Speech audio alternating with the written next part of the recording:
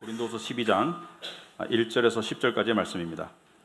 무익하나마 내가 부득불을 자랑하노니 주의 환상과 계시를 말하리라. 내가 그리스도 안에 있는 한 사람을 아노니 그는 14년 전에 셋째 하늘에 이끌려간 자라. 그가 몸 안에 있었는지 몸 밖에 있었는지 나는 모르거니와 하나님은 아시느니라. 내가 이런 사람을 아노니 그가 몸 안에 있었는지 몸 밖에 있었는지 나는 모르거니와 하나님은 아시느니라. 그가 낙원으로 이끌려가서 말로 표현할 수 없는 말을 들었으니 사람이 가히 이르지 못할 말이로다. 내가 이런 사람을 위하여 자랑하겠으나 나를 위하여는 약한 것들을 왜 자랑하지 아니하리라. 내가 만일 자랑하고자 하여도 어리석은 자가 되지 아니할 것은 내가 참말을 함이라. 그러나 누가 나를 보는 바와 내게 듣는 바에 지나치게 생각할까 두려워하여 그만두노라. 여러 계시를 받은 것이 지극히 크므로 너무 자만하지 않게 하시려고 내 육체의 가시 곧 사탄의 사자를 주셨으니 이는 나를 쳐서 너무 자만하지 않게 하려 하심이라. 이것이 내게서 떠나가게 하기 위하여 내가 3번 주께 간구하였더니 나에게 이르시기를 내 은혜가 내게 족하도다. 이는 내 능력이 약한 데서 온전하여짐이라 하신지라. 그러므로 도리어 크게 기뻐함으로 나의 여러 약한 것들에 대하여 자랑하리니 이는 그리스도의 능력이 내게 머물게 하려 함이라. 그러므로 내가 그리스도를 위하여 약한 것들과 능력과 궁핍과 박해와 곤고를 기뻐하노니 이는 내가 약한 그때의 강함이라. 아멘. 우리 앉으시기 바랍니다. 기도하도록 하겠습니다.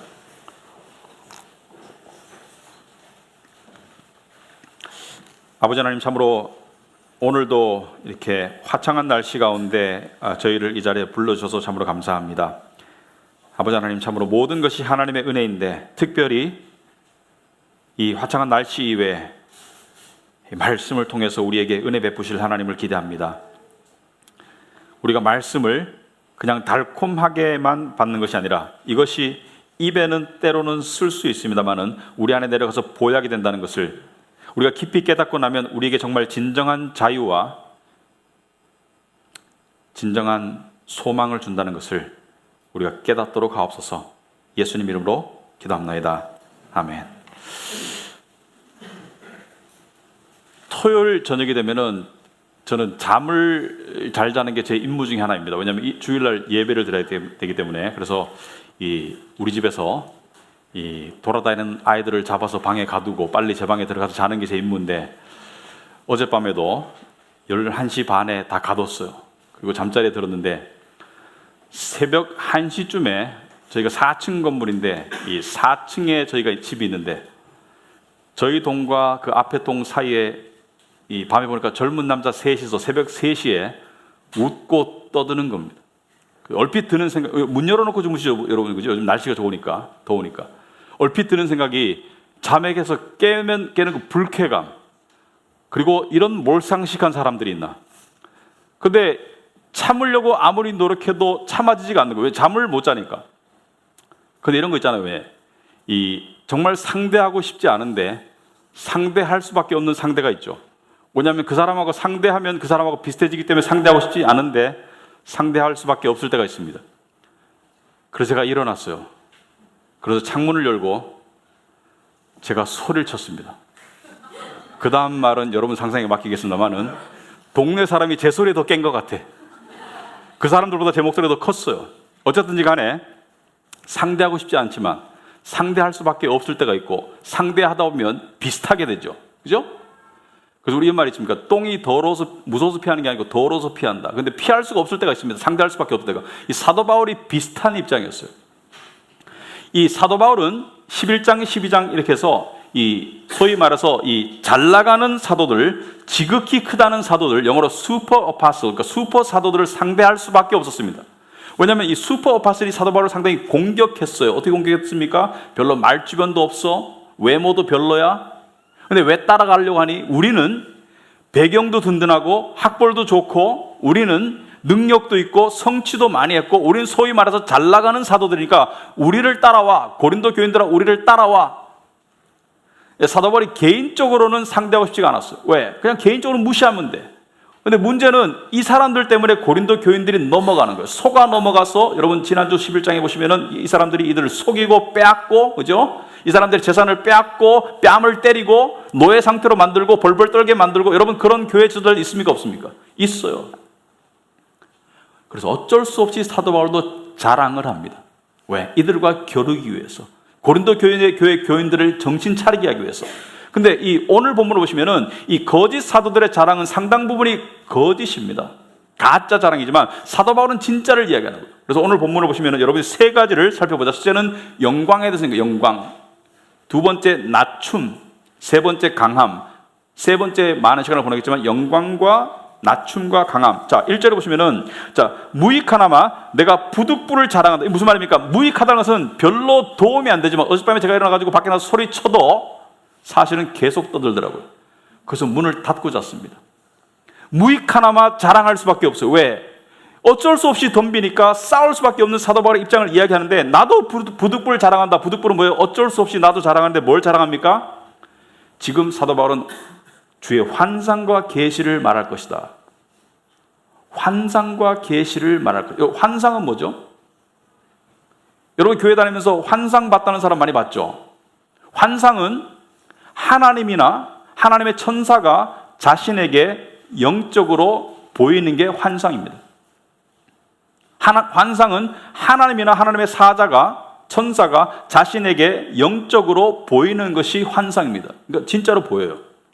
그런데 환상에는 두 가지 종류의 환상이 있습니다. 하나님이나 천사가 직접 우리에게 와서 보여줄 때가 있고, 아니면 우리를 데려가서 보여줄 때가 있어요. 그죠? 성경에 보시면 이사야에게는 하나님이 직접 오셨고, 그 다음에 사도 요한은 요한계시록에서 하나님께 데려가졌죠. 사도 바울도 다메섹으로 갈 때는 예수님이 직접 공중에 나타나셔서 환상을 보여줬지만은, 지금 사도 바울이 하는 말은 좀 이따 들어보면은 사도 바울이 하나님께 인도되어서 보는 환상입니다. 근데 환상은 항상 계시와 함께 움직여요. 왜? 환상은 하나님이나 하나님의 천사, 사자가 나타났다면 왜 나타났겠습니까? 계시를 주기 위해서. 계시는 무엇이죠? 비밀스러운 하나님의 음성이죠. 근데 환상들 되게 좋아하더라고요. 뭐 누가 환상 봤다 그러면은 그냥 꼴까닥 넘어가는 사람 참 많아요. 그 진위를 따지지 않고 넘어가는 사람 참 많습니다. 예나 지금이나. 그러니까 사도 바울 시대에도 환상을 보았다고 하면서 사람들을 끌어모으는 사람들이 있습니다. 이 거짓 사도들, 슈퍼 사도들, 유명한 사람들, 행세하는 사람들이 환상을 보았다고 하면서 사람들을 끌어모았어요. 근데 왜 사람들이 끌려갈까? 이것 때문입니다. 환상은 무엇을 의미하죠? 하나님이 나에게 특별히 나타났다는 것은 내가 특별한 존재야. 그리고 나에게 특별한 계시를 주었기 때문에 그 계시를 남에게 전달할 때 그것을 받는 사람은 복받게 되어 있다. 맞습니까? 그래서 환상을 보았다는 것은 하나님과 깊은 영계의 관계를 가지고 있는 사람이기 때문에 그 사람을 쫓아가면 안전한 거야. 그 사람을 쫓아가면 복받는 거야. 그래서 예나 지금이나 거짓 환상을 많이 퍼뜨렸어요. 여러분 교회 한 20, 30년 다닌 사람은 한 20, 30년 그 이전에 유행하던 한국의 유명한 대표적인 환상의 스토리가 있었어요. 제가 이야기하면 누군지 다 압니다. 이름 이야기 안 할 거예요. 그런데 이름 이야기하는데 들으면 다 알 거예요. 어떤 목사님이 장모가 목사였어요. 그 장모는 이 기도원을 크게 운영하고 이 목사님은 교회를 크게 운영하는 아주 유명한 목사님이었습니다. 알겠죠, 누군지? 이름은 말 못해요, 그죠? 그러나 이게 중요한 게 아니고요. 근데 이 우리나라에 이 굉장히 이 회자되던 환상이 있었습니다. 이 장모 목사가 입신을 자주 했어요. 그 사람의 말에 따르면은 믿든지 말든지 간에. 근데 입신은 무엇이죠? 환상 속에 하나님께로 갔다는 거예요. 그래서 가가지고 생명책을 보게 되는데 그 생명책을 살펴보니까 사위 목사의 이름이 없어. 그래서 내려와가지고 사위에게 환상에서 깨어나서 사위를 찾아가서 이야기합니다. 야, 사위 목사야, 내가 하늘에 가보니까 네 이름이 없더라. 목사 깜짝 놀랐겠죠. 어떻게 해야 됩니까? 좀 더 충성하고 열심히 해. 좀 더 충성하고 열심히 해. 그래서 목사님이 더 충성하고 열심히 해서 교회가 더 커졌어요. 그리고 다음에 몇 년 후에 장모가 또 입신해서 보니까 이름이 있어서 이름이 있다고 얘기해 줬대요. 이게 막 정말 유명한 얘기로 번져가지고 교회가 많이 컸습니다. 이걸 진짜로 믿는다면 이 사람 크리스찬입니까 아닙니까? 예? 이걸 진짜로 믿는다면 크리스찬입니까 아닙니까? 많은 환상이 가짜 환상이죠. 조심해야 됩니다. 이사야서 26장 3절의 말씀 있죠. 여러분, 설교 관련 말씀 두 번째. 나 만군의 주가 이렇게 말한다. 너희는 스스로 예언자라고 하는 자들에게서 예언을 듣지 말아라. 그들은 헛된 말로 너희를 속이고 있다. 그들은 나 주의 입에서 나온 말을 전하는 것이 아니라 자기들의 마음 속에서 나온 환상을 말할 뿐이다. 자기들의 마음 속에서 나온 환상은 무엇을 말하죠? 스스로 날조한 환상을 말합니다. 그런데 두 가지 종류의 거짓 지도자들이 있습니다. 첫째 부류는 자기가 가짜인 줄 알아. 자기가 거짓말하는 줄 알아요. 두 번째 부류는 자아도취가 돼가지고 자기가 거짓말하는 줄을 몰라. 자기가 거짓말해놓고 자기가 진짜 믿을 수 있는 능력 있는 사람이 있어요. 그래서 환상은 말씀에 의해서 검증되어야 됩니다. 보았다고 거짓을 말한 사람이 많이 있었어요. 현혹시켰어요. 그래서 사도 바울이 어쩔 수 없이 나도 봤다고 자랑하는 거예요. 근데 자기가 자랑하는 것은 사실이야. 이 사람이 14년 동안 이 일을 이야기 안 하고 있었어요. 14년 동안 이야기 안 하다가 어쩔 수 없이 이야기를 하는 겁니다. 왜? 하도 가짜 사도들이, 슈퍼 사도들이 이 환상을 보았다고 교인들을 현혹하니까, 야, 나도 봤다. 이 말은 무엇을 말합니까? 그들이 본 것은 가짜야. 우리가 같은 것을 보았으면 우리가 한 형제일 텐데, 이들이 나를 공격하는 이유는 그들이 본 환상은 가짜이기 때문에, 내가 본 환상은 진짜야. 근데 이렇게 소개합니다. 2절에 내가 그리스도 안에 있는 한 사람을 아노니. 읽어보면 뻔히 사도 바울의 이야기예요. 그러니까 사도 바울이 내가 셋째 하늘에 올라갔다고 말하면 되는데, 그냥 3인칭 단수 한 사람을 안다고 이야기하는 것은 왜 그렇습니까? 자신을 낮추기 위해서. 자신이 부각될까 봐. 환상을 통해서 거짓사들은 자신을 부각시키고 자기의 사역을 늘려나가고 어떤 자기의 유익을 추구한다면, 사도 바울은 환상은 그렇게 쓰이는 것이 아니라는 거예요. 환상은 개인의 영광과 개인의 높아짐을 위해서 쓰여지는 것이 아니라는 것을 이야기하고 있는 것입니다. 간접적으로. 한 사람을 나누니 그가 14년 전에 셋째 하늘에 이끌려 간지라. 셋째 하늘은 무엇을 말하죠? 3층 천이라고 합니다. 3층 천. 1층, 2층, 3층. 제가 생각할 때, 단순하게 생각할 때 셋째 하늘은, 우리가 눈에 보이는 하늘이 1층이라면 그 벗어난 우주가 2층 하늘, 그 다음에 그것을 넘어선 영적인 천국의 하늘이 3층 하늘이라고 생각합니다. 그런데 가로 안에 그가 몸 안에 있었는지 몸 밖에 있었는지 나는 모르거니와 하나님은 아시느니라. 내가 이런 사람을 아노니. 자기가 자기 이야기를 하는 거죠. 내가 이런 사람을 아노니 그가 몸 밖에 있었는지 몸 안에 있었는지 몸 밖에 있었는지 나는 모르거니와 하나님은 아시느니라. 무엇입니까? 환상의 이 극적인 영적인 체험 속에서 내가 내 영혼이 유체를, 그러니까 내 몸을 이탈했었는지 아니면 몸과 함께 갔는지 그걸 모르겠다는 거예요. 당연하죠. 왜냐하면 이 포커스가 영적인 환상의 체험에 있기 때문에 내가 몸 안에서 이것을 보았는지 몸 밖으로 내 영혼이 이탈해서 보았는지 그걸 모르겠다는 거예요. 그리고 4절에 그가 낙원으로 이끌려갔대요. 낙원은 천국을 말합니다. 가서 말로 표현할 수 없는 말을 들었답니다. 사람의 언어로 표현할 수 없는 말을 들었다는 것은 무엇을 말합니까? 첫째는 거기에서 본 비밀스러운 이야기를 여러분들에게 하지 않겠다는 것을 이야기합니다. 왜? 할 필요도 없고 할 수도 없다는 것을 이야기합니다. 마치 루치아노 파바로티의 이 성악 연주를 본 사람에게 그 사람이 하던 노래를 들려줄 수 없죠. 저는 가능할 수 있지만 여러분은 불가능하겠죠. 아무튼 간에 말로 표현하는 순간 그것은 그 의미를 축소하거나 왜곡하기 때문에 내가 말로 할 수 없지만 분명히 내가 환상을 보았어요. 환상을 보았고 사도 바울은 5절에 내가 이런 사람을 위하여 자랑하겠으나 나를 위하여는 약한 것들 외에 자랑하지 아니하리라. 무슨 말입니까? 자기인 줄 알아요. 읽는 사람은 압니다만은, 그러니까 자기를 그냥 3인칭 단수로 객관화해놓고 그 사실에 대해서 내가 자랑할 수 있지만 내가 나에 대해서는 내가 나를 자랑하고 싶지 않고 나의 약한 것을 자랑할 것이다. 왜 약한 것을 자랑하는지는 조금 이따 다루겠습니다.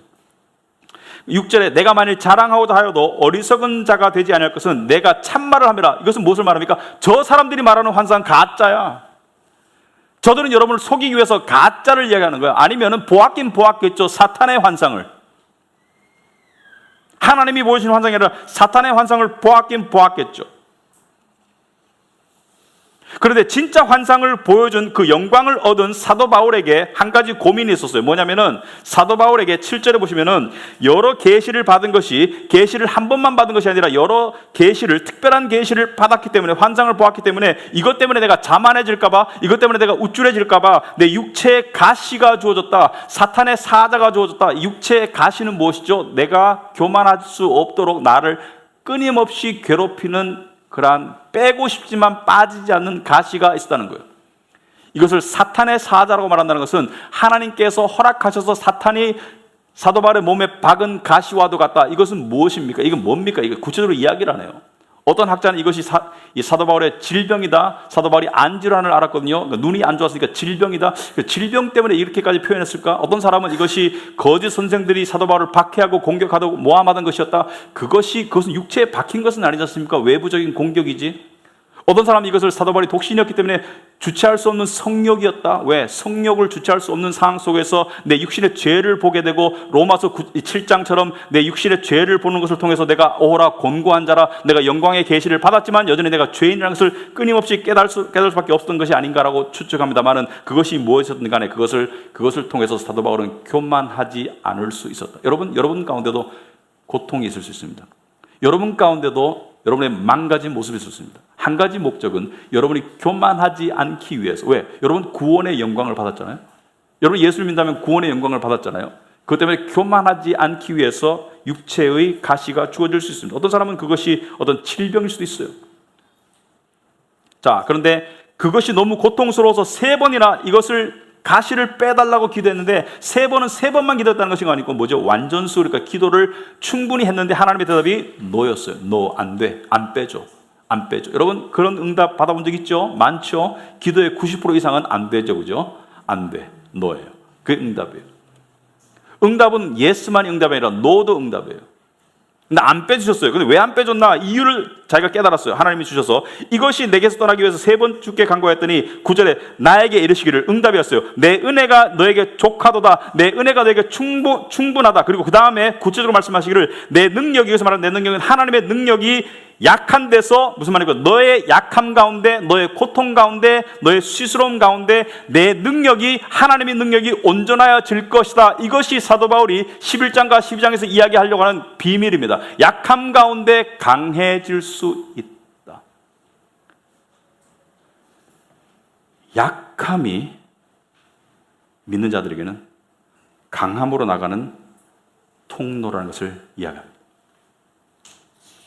그래서 오늘 제가 가장 시간을 많이 할애할 말씀은 10절 말씀입니다. 10절에 보시면은, 그러므로 결론이죠. 내가 그리스도를 위하여 약한 것들과 능력과 궁핍과 박해와 곤고를 기뻐하노니 이는 내가 약한 그때 곧 강함이라고 이야기합니다. 그러니까 이 하나하나 풀어보면 약한 것은 무엇을 말하죠? 약한 것은 오늘날로 하면 육체적인 약함, 경제적인 약함, 그죠?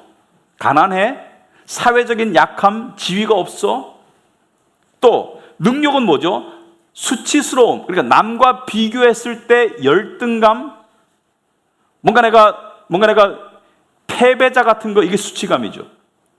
그리고 수치에 대한 불안감, 그죠? 이 경쟁에서 패배할까 봐 대한 불안감. 궁핍은 뭐죠? 물질적인 빈곤. 박해는 뭐죠? 신앙에 대한 부당한 대우. 곤고는 뭐죠? 어려움. 그러니까 이러한 약함의 고통, 이 고통 때문에 기뻐한다는 거예요, 여러분. 여러분, 이것은요, 엄청나게 중요한 진리입니다. 쉽게 넘어갈 수 있는 게 아니에요. 여러분의 삶을 괴롭히는 게 있죠. 남과 비교했을 때 초라한 나의 모습, 어떤 목표가 있는데 도달하지 못하는 나의 모습, 도달은커녕 거꾸로 가는 나의 모습, 또는 빚을 빨리 갚아야 되는데 더 늘어나는 어떤 그런 모습, 직장을 위해서 준비하는데 원서가 계속 낙방하는 모습, 많은 재산을 이루었는데 가족관계가 붕괴되는 모습, 여러 가지 모습 속에서 우리는 이 고통을 싫어요. 이 고통을 벗어나고 싶어요. 이 고통을 어떻게 하면 반전시킬까를 계속 연구해요. 그렇게 되면 하세요. 얼마든지. 그러나 어떤 고통은 쉽게 없어지지 않습니다. 그리고 어떤 고통은 없어지기 위해서 주어진 게 아닙니다. 결론적으로 말하자면 고통이 문제가 아닙니다. 문제는 고통을 대하는 우리의 태도가 문제입니다. 고통은 누구에게나 주어져요. 고통은 피할 수 없을 때가 많아요. 피할 수 있으면 고통이 아니죠. 고통이 문제가 아니라 고통을 대하는 우리의 태도가 문제입니다.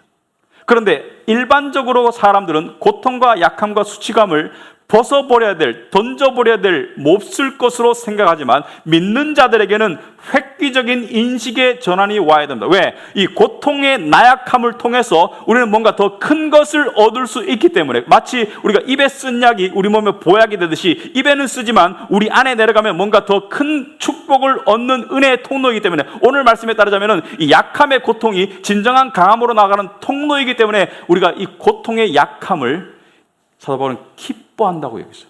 사도 바울만 그런 게 아닙니다. 야고보도 그랬죠. 형제들아, 너희가 여러 가지 시험을 당하거든 고통을 당하거든 온전히 기쁘게 여기라. 이는 너희 믿음의 시련이 인내를 만들어내는 줄 너희가 알미라. 인내를 온전히 이루어라. 이는 너희로 온전하고 구비하여 조금도 부족함이 없게 하려 함이라. 하나님께서 왜 고통과 어려움과 시련을 허락하십니까? 바로 여러분의 인내를 완전하게 이루게 하기 위해서. 인내는 강함의 또 다른 면입니다. 그런데 문제는 뭐예요? 고통이 주어졌을 때, 수치스러운 상황이 주어졌을 때, 경쟁의 어떤 기준이 주어졌을 때, 그것을 통해서 내가 괴롭고 초조하고 불안하고 우울하고 화가 날 때, 그럴 때 가장 문제가 무엇입니까? 여러분, 갈림길에 있는 거예요. 그럴 때 두 가지 갈림길이 있습니다. 신앙에는 여러분이 몸부림쳐서 세상 사람처럼 헤쳐나갈 것이냐, 아니면 하나님께로 나아갈 것이냐. 일상을 열심히 살아가지 말라는 말이 아닙니다. 내가 이 수치를 내 스스로 극복해 나가려고, 내가 이 약함을 내 스스로 극복해 나가려고 하는 세상적인 강함을 향한 몸부림 속에서 여러분은 하나님을 향한 강함으로 나아가는 길을 차단하고 있는 거예요. 예를 들자면은 가시가 박혔어요. 애 손에 가시가 박혔을 때 그런 경험한 부모 있죠. 가시를 내가 빼줘야지 되는데 손을 움켜쥐고 계속 울고 있어. 가시를 빼줄 수가 없어요. 여러분, 그럴 때 없습니까? 내가 강할 거야. 내가 강해 볼 거야. 내가 성공할 거야. 내가 수치를 이길 거야. 그래서 이겨본들 진정한 해방이 아니오시다. 여러분, 우리는요, 지금까지 약함과 강함을 이야기했어요. 근데 여러분이 지금까지 설교를 들으면서 강함에 대한 여러분의 인식이 무엇이에요? 여러분, 강함을 어떻게 이해했나요?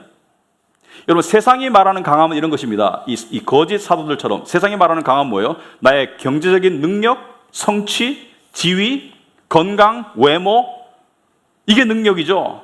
세상이 말하는 능력은 이것입니다. 그런데 이 능력이 강하긴 해요, 세상에서. 근데 이 강함은 사실은 세상적인 강함이고 일시적인 강함이고 속임의 강함입니다. 왜냐면요, 이 능력은 아무리 강해봤자 결국에는 무용지물이 돼요.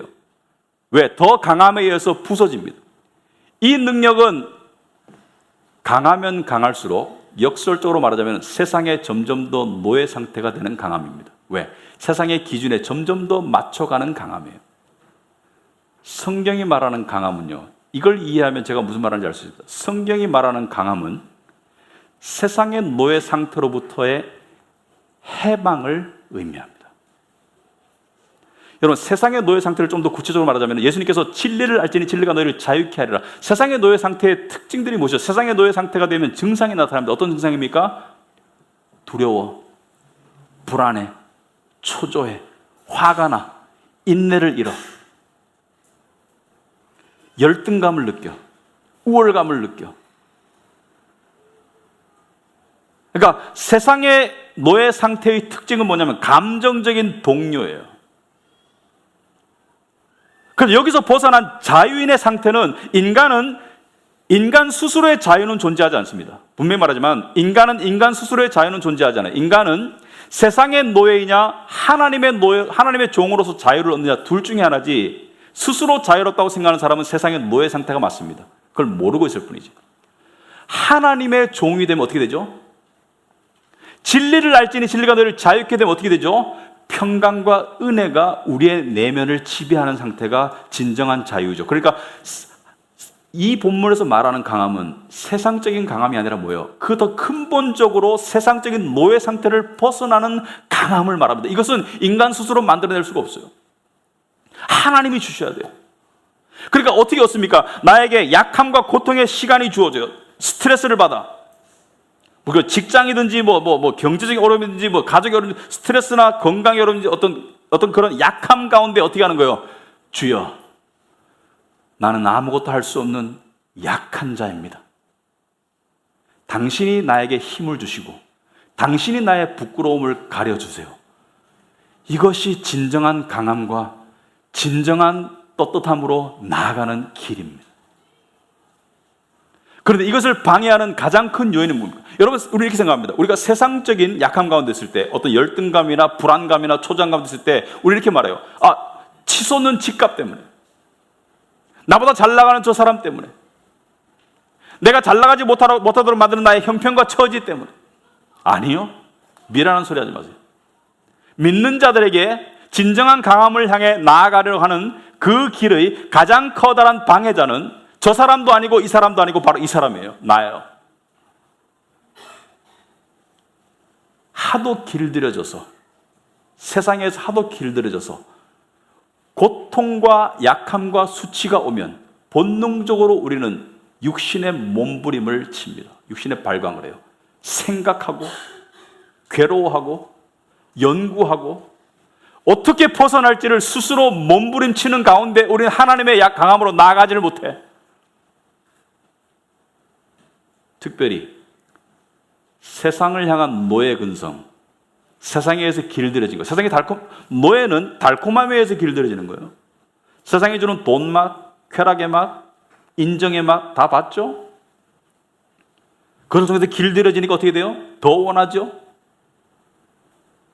그런데 예수를 믿고 난 다음에 우리가 세상으로부터 해방되었다, 세상으로부터 죽음의 공포로부터, 세상의 이 욕심으로부터 우리가 해방되었다. 그런데 해방된 삶을 살고 있습니까? 신분이 해방된 거하고 진짜 그런 삶을 사는 거하고는 천지차이예요. 무슨 말이냐면은 아프리카에 두 부족이 있었어요. 수세기 동안 한 부족은 지배부족이었고 한 부족은 피지배부족이었습니다. 한 부족이 한 부족을 윽박지르고 노동력을 착취하고 빼앗고 그리고 심지어 때리고 죽였어요. 그러니까 한 부족이 한 부족을 수세기 동안 지배했기 때문에 이 부족은 노예로 수세기, 부모로부터 할아버지로부터 중조로부터 노예로 살았고 이 부족은 지배부족으로 살았어요. 그런데 어느 날 서구 세력이 들어와서 자유민주주의를 심어주면서 이렇게 선언했습니다. 이 서양의 지배 세력이 와서 이렇게 말했습니다. 너희 부족은 이제 동등해. 그걸 보장해줄게. 법적으로 보장해줄게. 너희는 우리의 통치 안에서, 너희는 더 이상 지배부족, 피지배부족이 아니고 너희는 동등한 부족들이야. 이렇게 말해서 신분의 해방을 얻었어요. 그런데도 놀랍게도 사회학자가 연구했는데, 그런 놀랍게도 이 지배부족이, 피지배부족이 모이는 곳을 이렇게 가잖아요. 동네를 가잖아요. 사람들이 그냥 자동적으로 두려워하고 고개를 숙이고 심지어 일어나요. 그리고 이들이 지나갈 때까지 벌벌 떨고 있어. 그리고 이들이 뭘 시키면 그냥 막 해. 그래서 사회학자 이런 말을 했습니다. 노예를 해방시키는 것보다 더 어려운 것은 그 안에 있는 노예 근성을 끄집어내는 것이다. 우리는 예수 그리스도의 보혈의 능력을 통해서 구원받았지만 이 세상에 속한 사람이 아니라 천국 백성이 되었지만 죽음의 공포와 세상의 이 욕심의 노예가 아니라 천국 백성이 되었지만 우리 안에 있는 세상을 향한 노예 근성, 인정받고 싶고 가지고 싶은 탐욕, 세상에 길들여진 이 노예 근성, 이것을 없애는 것이 상당히 힘들어요. 특히나 더 배우고 더 가져본 사람이 더 힘듭니다. 왜? 더 큰 맛을 보았기 때문에. 차라리 가난하고 없는 사람이 더 쉬워요.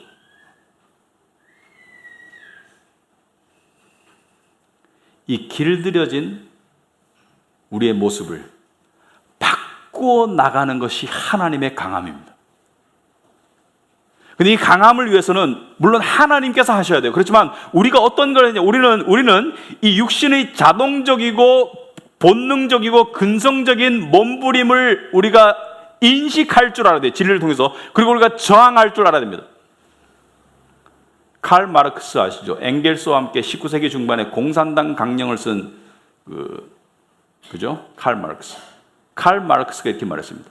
기존의 부르조아와 프롤레타리아, 부르주아가 지배하는 프롤레타리아, 노동자 생산 계급의 지배와 피지배의 억압과 착취의 관계를 바꾸려면 저항이 필요하다. 저항은 무엇입니까? 저항은 의도적이고 집요한 반항입니다. 이 육신은 세상의 가치관과 세상이 가르친 대로 따라가려고 하는 본능적인 몸부림이 있어요. 근데 그것을 인식하자마자 그 육신을 저항하고 어떻게 됩니까? 육신을 저항하고 그리스도께로 가야 돼요. 그래야 강함을 얻을 수 있습니다. 그리스도께로 간다는 것은 무엇이죠? 말씀으로 가야 돼요. 여러분 그럴 때 있죠? 솔직히 말하면 여러분의 걱정에 제가 보니까 오늘 현대인들의 걱정에 90% 이상은 돈 걱정이더라고요. 인터넷을 보면서 하루를 시작해요. 인터넷에 유용한 정보가 많습니다. 재테크는 이렇게 해라. 직장 준비 스펙은 이렇게 쌓아라. 직장에서 성공하고 싶으면 이렇게 해라. 또는 애를 키울 때는 3시간마다 몇 그램의 분유를 먹이고 어떻게 해라. 여러분 인터넷을 너무 신봉한 나머지 제가 보니 인터넷 교가 생긴 것 같아요. 인터넷 교. 요즘에 불교 기독교가 아니라 인터넷 교야. 인터넷 시키면 다 옳은 줄 알아. 물론 인터넷이 유용한 정보도 있어요. 근데 인터넷을 넘어서 인터넷 신이 되었어. 왜? 아침에 인터넷을 통해서 뉴스를 보고 보면은 스마트폰에서 눈을 못 떼요. 계속 검색해. 심심하면 검색하고, 불안하면 검색하고, 하여튼 화가 나면 검색하고, 하여튼 이 검색하는 가운데 읽는 모든 기사와 정보를 통해서 우리는 무엇을 습득합니까? 그러니까 올바른 정보만 습득하나요? 거기서 멈춰나요? 아니요. 인터넷은 우리에게, 인터넷을 통해서 사탄은 이렇게 역사합니다. 세상의 가치관을 심어줘요. 세상의 기준을 제시해. 그리고 아침부터 우리를 채찍으로 후려쳐요. 뛰어!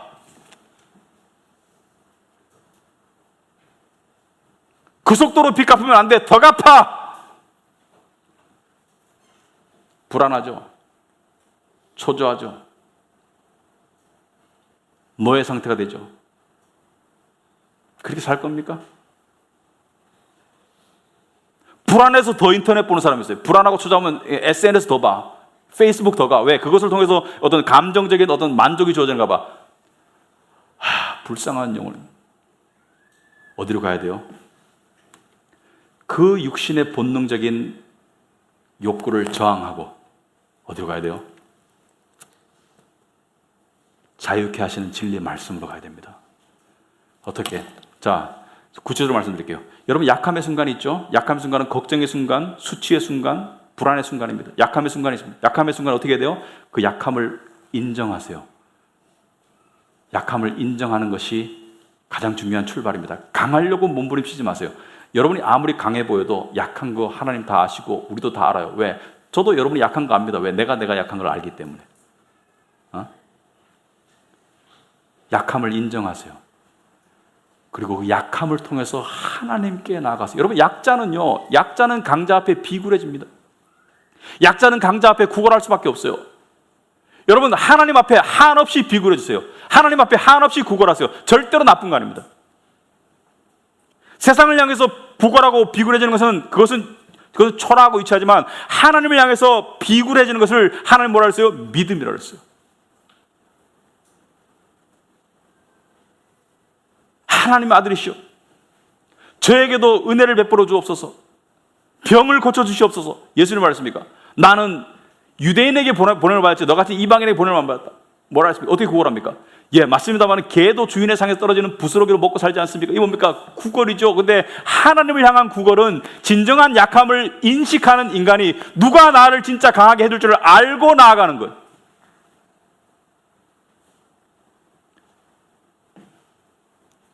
돈 때문에 잠 못 자는 사람 참 많아요. 마태복음 6장을 읽으세요. 공중에 나는 새도 먹이는데 하물며 너희일까 보냐.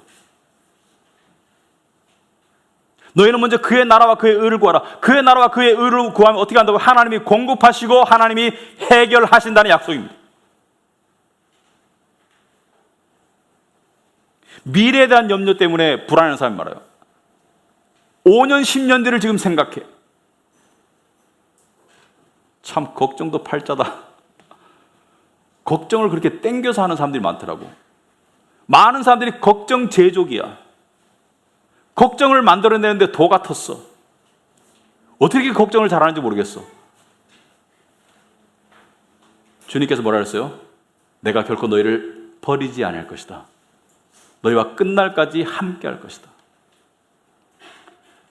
여러분, 세상은요, 세상의 가장 커다란 무기는 죽음입니다. 결국 메슬로의 인간 욕구 5단계, 모든 사회학자, 어떤 성경의 분석을 보면은 죽음으로부터 멀어지려는 몸부림이에요. 돈 있어야 병나도 고치지, 돈 있어야 음식 먹지, 죽음으로서 멀어지려는 노력입니다. 그런데 예수 믿는 사람은요, 여러분 진짜 예수 믿습니까? 죽음의 고통은 두려워할 수 있어요. 고통스러울 거니까.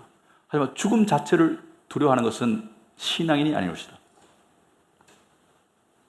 죽어야 천국 가는데. 그렇다면 논리적으로 생각해 봅시다. 죽음을 두려워하지 않는 사람이 세상에 다른 것을 두려워한다? 이게 있을 수 있는 일입니까? 죽음을 두려워하지 않는 사람이 돈 때문에 두려워한다? 죽음을 두려워하지 않는 사람이 미래 때문에 두려워한다? 이거 있을 수 없는 일이죠. 여러분, 기독교는요, 이것입니다. 기독교는 이미 이루어진 나를 연습하는 게 기독교예요.